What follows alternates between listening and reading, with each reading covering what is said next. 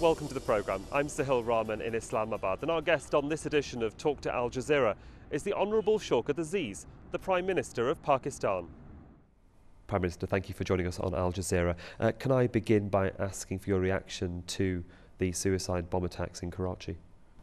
Well, the suicide bomb attacks in Karachi the other day are a despicable event. Many innocent lives were lost and many people are injured. The damage done is colossal. We have condemned these incidents and we have started investigations, and we are going to get to the bottom of this, and the culprits will be brought to book.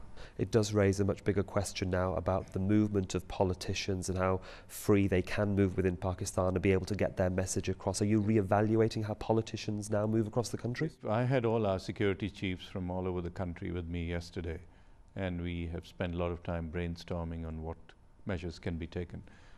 In essence, the government encourages movement of people and interaction with people by everybody, including politicians, because that's how you can get your message across to the masses.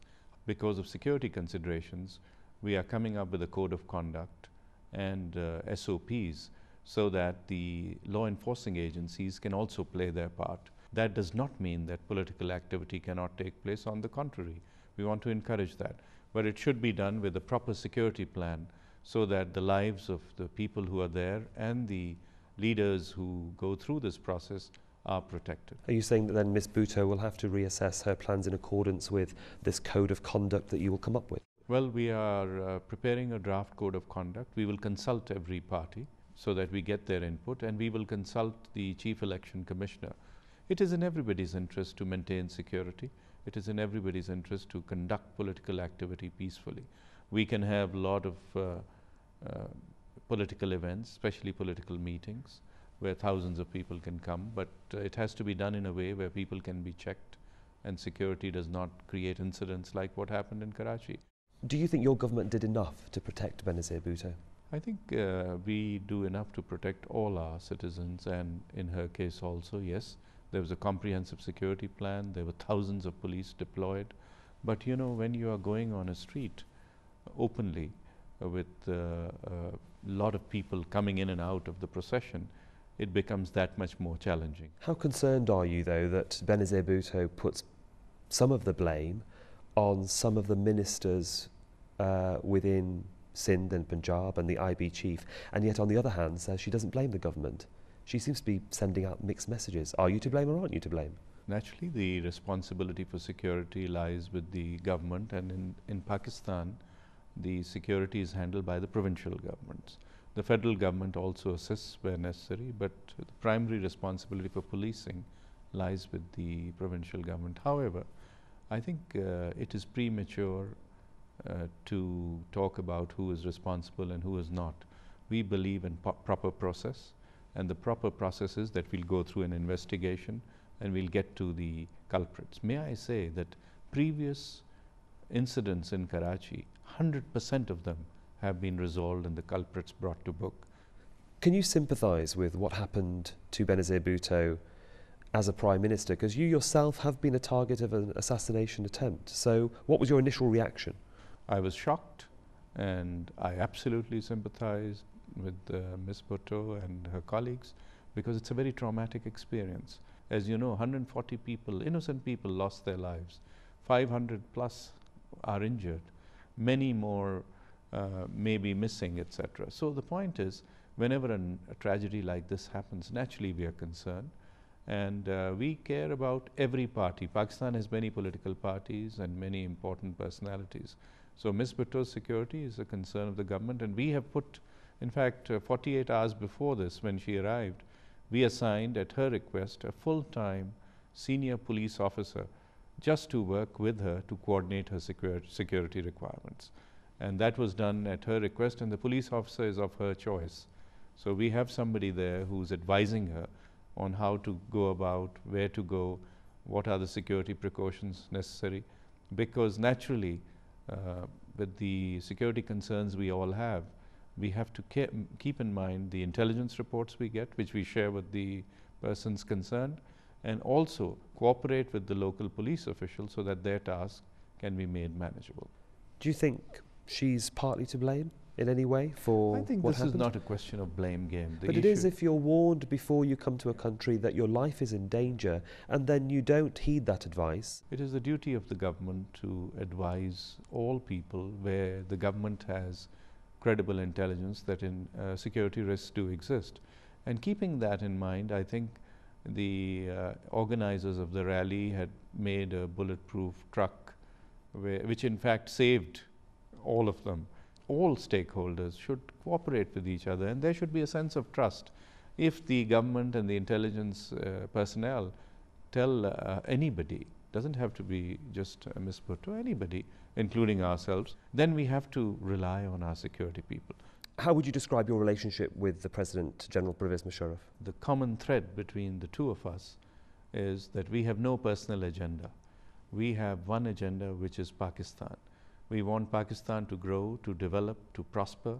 We believe in transparency and good governance, and we believe in improving the lot of our people. Well, you're obviously a very big fan of the President. Is he a big fan of yours? I think you can ask him, to be fair. But we work very closely together. We have a close partnership, and that has helped Pakistan progress. It certainly helped in the recent presidential election then, despite the fact there was no opposition in the Parliament. Do you think that his victory is legitimate? Absolutely. Why? May I just share with you why I think so? The Parliament, the Electoral College for the President's election is the 4 provincial assemblies, the National Assembly and the Senate. In all these areas, if you put all the votes together, the President secured 57% plus. We know what he secured, sir, but the reason that the opposition were not present was because that he was both holding the army uniform and the presidency. I'll get to that. There is a reason for this. You must appreciate and agree, I hope, that the laws of the land and the constitution and the statutes of any country must be followed. If you're in a civilized society, whatever the laws are, they are binding on everybody. You cannot have laws of convenience, that if it suits you, you say yes. If it doesn't suit you, no. So the Pakistani public would say that those laws have been changed and the constitution's been changed to suit the president. Let's assume if all the opposition came and voted against the president, the result would still be the same. That is very significant, because 43% would have voted against him had they all been present, assuming 100% were there. 57% were ours. So the end result wouldn't change, first thing. Second thing, his dual office, the uniform and the presidency. Yes, you are absolutely right that many opposition parties had concern, but let's look at it from a legal and constitutional setup. The constitution and the laws which amended by act of parliament, the laws allowed President Musharraf, the statutes allowed him to keep this, and there is a time limitation there, that till he completes his term, he can do so. Once he completes his term, then after that, since now he has got the votes to be elected, he cannot keep his dual office.